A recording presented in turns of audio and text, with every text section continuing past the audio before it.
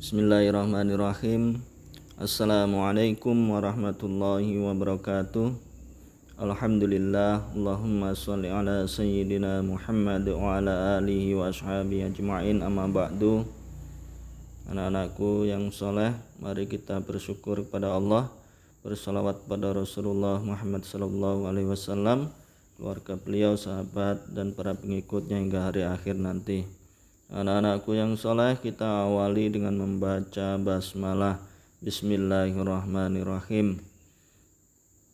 Baiklah, mudah-mudahan kalian selalu dalam lindungan Allah Subhanahu wa ta'ala, diberi kesehatan, ditetapkan iman, dikuatkan, diberi hidayah oleh Allah Subhanahu wa ta'ala. Amin ya Allah ya rabbal alamin.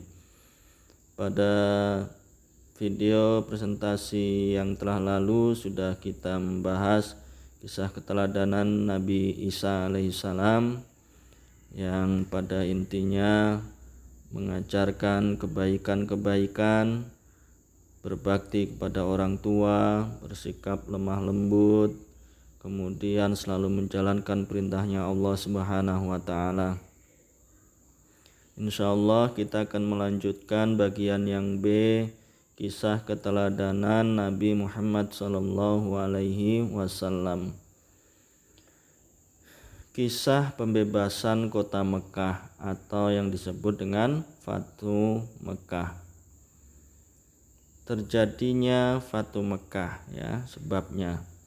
Pembebasan kota Mekah atau Fatu Mekah terjadi karena orang Quraisy melanggar perjanjian Hudaybiyah, yaitu dengan menyerang Bani Khuza'ah sebagai sekutunya umat Islam. Bani Khuza'ah meminta bantuan kepada Rasulullah SAW sehingga umat Islam berkewajiban membelanya. Keputusan Rasulullah sudah bulat sehingga upaya Abu Sufyan, utusan Quraisy yang berusaha untuk memperbarui perjanjian itu menjadi sia-sia. Ini sejarahnya secara singkat saja ini ya. B. Persiapan dan keberangkatan ke Mekah.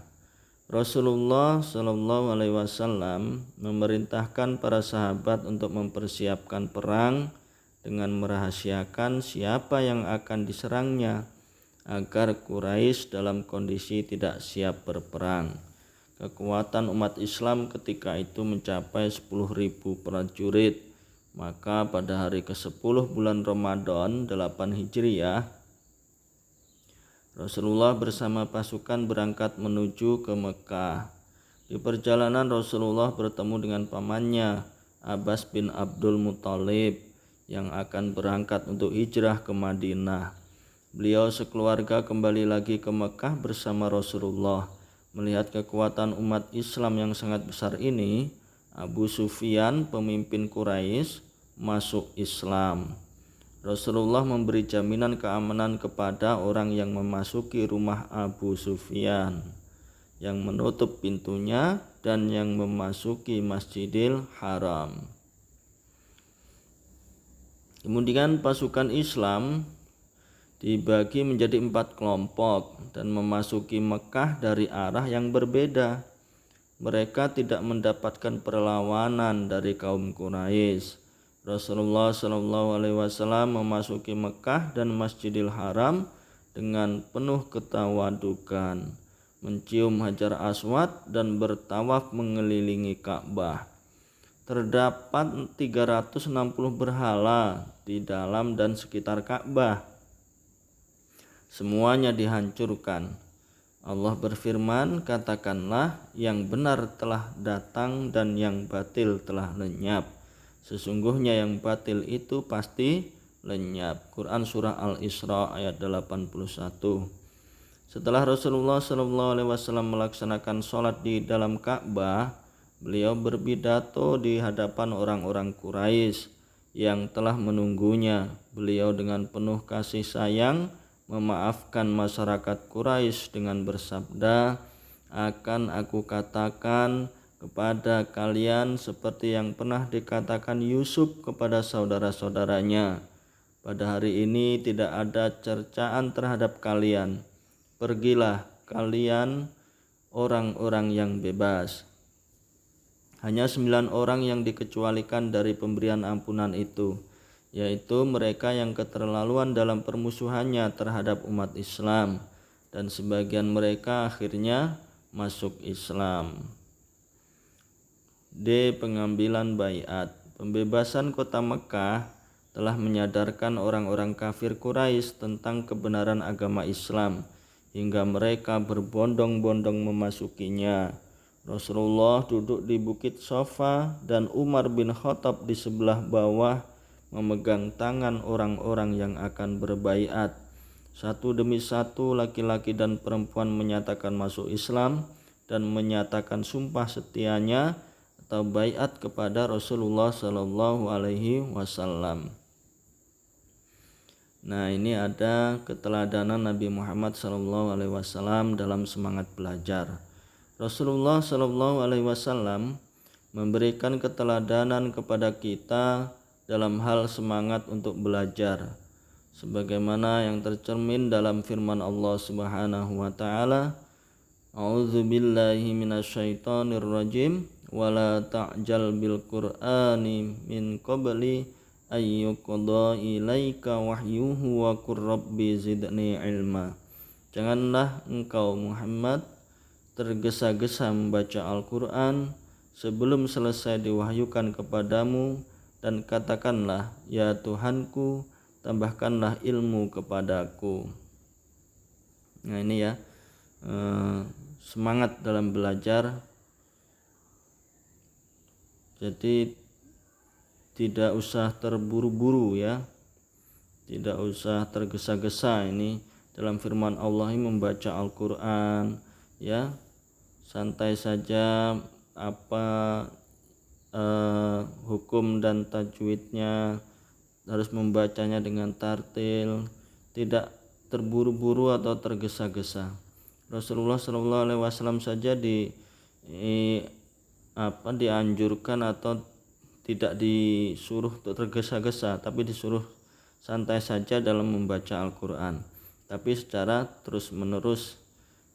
Baik kita yang membaca atau yang menghafalkannya, tidak perlu membacanya dengan terburu-buru atau tergesa-gesa, karena sesungguhnya Allah Subhanahu wa taala pasti akan memudahkan orang-orang yang ingin membaca dan menghafal Al-Quran. Apalagi nanti sebentar lagi di bulan Ramadan, apabila anak-anakku ingin membaca targetnya berapa juz, yaitu tidak perlu anak-anakku tergesa harus menyelesaikan berapa juz ya. Yang penting bacaannya itu tartil, benar, panjang pendeknya, makhrajnya ya, semuanya dibaca dengan benar, tajwidnya juga. Itu lebih bagus daripada membacanya terburu-buru hingga menabrak panjang pendeknya, tidak diperhatikan, tajwidnya juga tidak diperhatikan. Nah, itu malah kurang bagus ya, kurang tepat dalam membacanya nanti. Oleh karena itu tidak perlu terburu-buru, dan target itu silahkan saja anak-anakku mentargetnya, akan tetapi niatkanlah bahwa membaca itu ikhlas karena Allah Subhanahu wa ta'ala, karena bukan ingin menyelesaikan target itu semata, tapi ikhlaskan kita bahwa itu beramal dan merupakan perintah Allah dan Rasulnya. Yang nomor 2, beberapa keteladanan Rasulullah SAW sebagai berikut ya. Ini ada lagi keteladanan Rasulullah: semangat mempelajari Al-Quran dan ilmu pada umumnya. Tersambung dalam ayat tersebut di atas menggambarkan semangat mempelajari Al-Quran dan ilmu pada umumnya.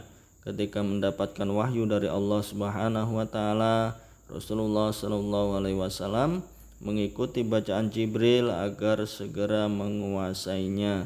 Allah Subhanahu wa taala melarang bersikap seperti itu dan diperintahkan agar dapat menyimak terlebih dahulu, Sebab Allah menjamin bahwa setiap ayat yang diwahyukan akan dihafal oleh Rasulullah SAW. Setelah Jibril selesai membacakannya, Rasulullah SAW baru mengulang ayat-ayat yang diwahyukan itu kepadanya.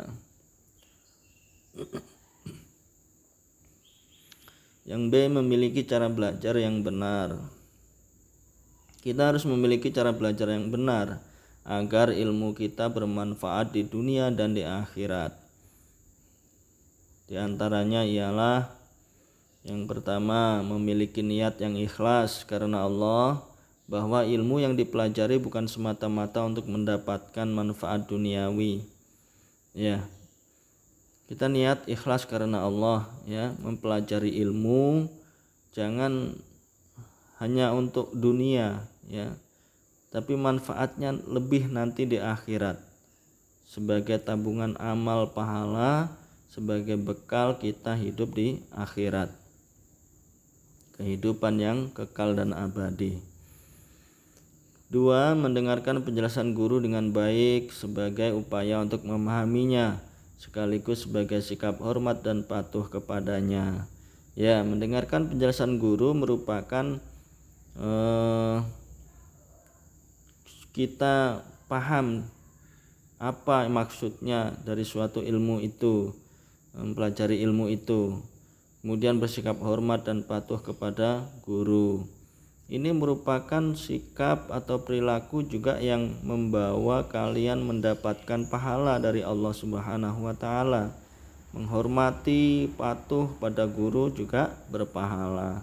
Semuanya kebaikan yang kita lakukan akan dicatat oleh malaikat pencatat amal kebaikan. Yang ketiga, berusaha memahaminya dengan sebaik-baiknya sehingga diharuskan menyimak, membaca, dan mengulang pelajaran. Nah ini ya, mengulang pelajaran ini penting bagi anak-anakku semuanya. Jangan bosan untuk membaca kembali pelajaran-pelajarannya, mengulang kembali materi-materi yang sudah didapatkannya sehingga kalian memahami. Karena kalau kita membaca mungkin sekali itu sedikit yang kita ingat, tapi kalau kita baca 2 kali yang kita ingat akan bertambah, 3 kali, 4 kali, dan seterusnya. Semakin banyak, semakin sering kita ulang membaca, mempelajarinya, maka akan semakin banyak pula yang teringat pada diri kita.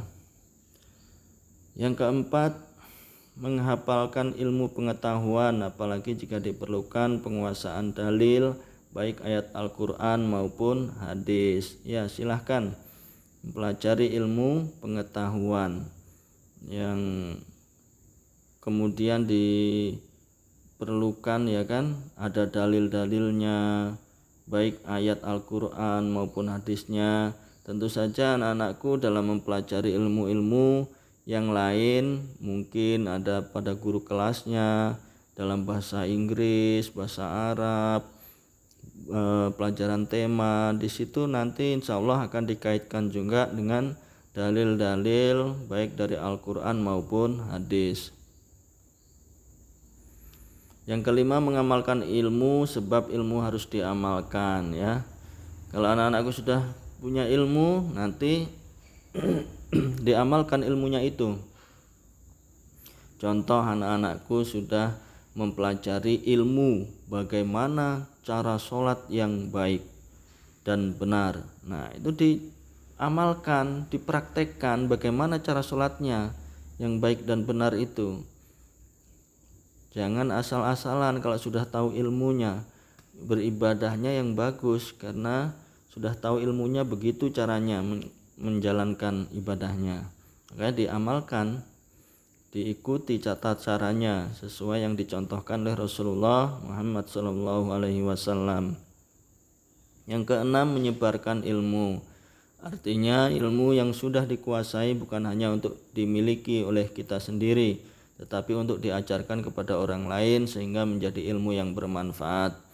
Nanti anak-anakku kalau sudah tahu bagaimana tata cara sholat yang bagus, contohnya itu ya, nanti temannya yang belum bisa, kalau temannya bertanya dikasih tahu, atau tidak bertanya kalau masih ada gerakan-gerakannya yang kurang sempurna, temannya dikasih tahu. Boleh di dalam keluarganya, boleh disebarkan ilmu itu supaya kita juga berpahala. Abdullah bin Al-Mubarak berkata, tahapan pertama ilmu adalah niat, mendengarkan, memahami, menghafalkan, mengamalkan, dan menyebarkannya. Alhamdulillahirabbil alamin. Baiklah anak-anakku, demikianlah apa yang dapat Ustadz sampaikan. Ini bagian yang terakhir dari bab 10 ini. Mudah-mudahan Allah memberikan petunjuknya kepada kita, membimbing kita kepada jalan kebaikan untuk selalu memahami ilmu sebagai bekal kehidupan dunia maupun akhirat. Kurang lebihnya mohon maaf. Subhanakallahumma wa bihamdika asyhadu an la ilaha illa anta astaghfiruka wa atubu ilaik. Walhamdulillahirabbil alamin. Wassalamualaikum warahmatullahi wabarakatuh.